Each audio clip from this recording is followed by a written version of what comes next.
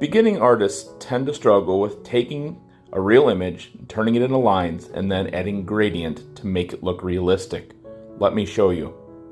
Today's tutorial is for anybody who is an artist and wanting to get better. It's a little tip that I give to my high school students sometimes.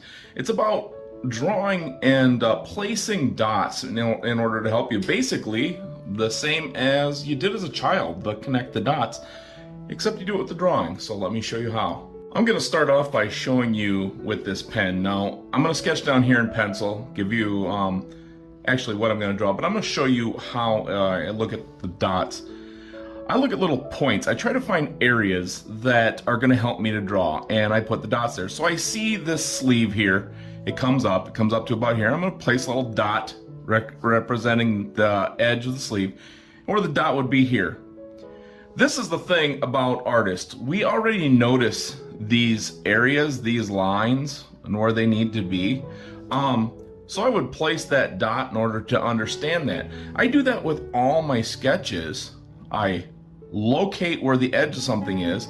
I figure out how far I need to go in for that line, and then I sketch the line there. Different than what I see a lot of people do, where they tend to place a line straight down. So I'm going to speed this video up and I'm going to show you exactly what I mean by that. So if you can see this in high speed, I'm placing dots, I'm connecting lines, just like you would with connect the dots. Of course, it's going very fast.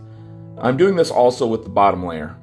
Now, I tell my high school students all the time that the initial sketch just has to be close.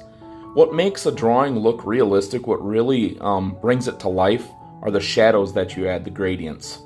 If you're capable of getting those shapes close, the shadows will really turn a picture from a regular sketch into something that's alive.